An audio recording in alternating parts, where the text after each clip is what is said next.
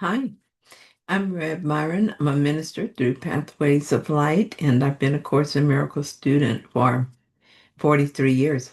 I'm going through the lessons again this year, asking Jesus for clarity, and then I write from that clarity. And that's what I'm sharing with you today. So let's get started. We're looking at lesson 305. There is a peace that Christ bestows on us. Who uses but Christ's vision finds a peace so deep and quiet, undisturbable and wholly changeless, that the world contains no counterpart. Comparisons are still before this peace, and all the world departs in silence as this peace envelops it, and gently carries it to truth, no more to be the home of fear. For love has come and healed the world by giving it Christ's peace. Father, the peace of Christ is given us, because it is your will that we be saved. Help us today but to accept your gift and judge it not, for it has come to us to save us from our judgment on ourselves.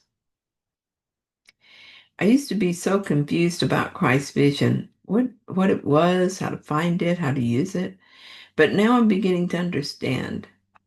It started happening when I decided the peace of God was my only goal.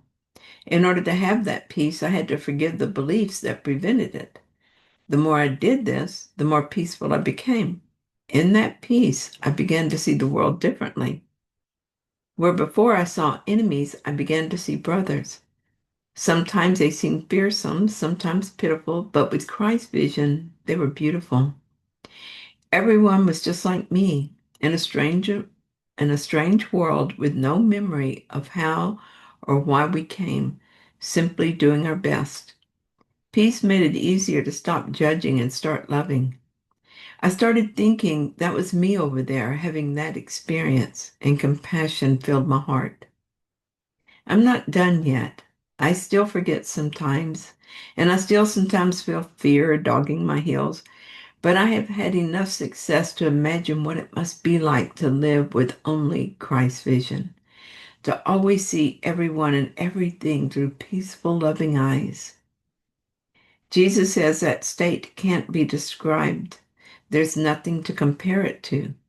But I know enough about it to be certain there is no suffering. My short experience of just the beginning of the shift was one of happiness and peace without interruption. I can continue to judge and defend, to blame others for my problems, or I can ask for Christ's vision instead. It's a simple solution to the one problem we all have: the belief that we're separate from each other and from our Creator. As we allow our vision to shift from what the eyes show us to the love that is actually there, we will experience Christ's peace. I hear about people's suffering, our cruelty to each other, and so much chaos, and the ego laughs at the idea of peace. How can I be peaceful in such an atmosphere? And yet I can. That's the big surprise. I can read the news and remain at peace. I can face my own personal fears and still be at peace. I haven't done this consistently, but I'm proving to myself that Jesus knows what he's talking about. That is what we each must do. Start with whatever disturbs you in this moment, and ask the Holy Spirit to correct our perception of it. Ask to see it with Christ's vision, then step back from it and allow it to be transformed for you. Be patient with yourself. If it feels like you're failing, remember not to judge. Don't even worry about that. Just keep doing it. You will succeed because it's God's will that you do so. Failure is not possible when you join your will with God's.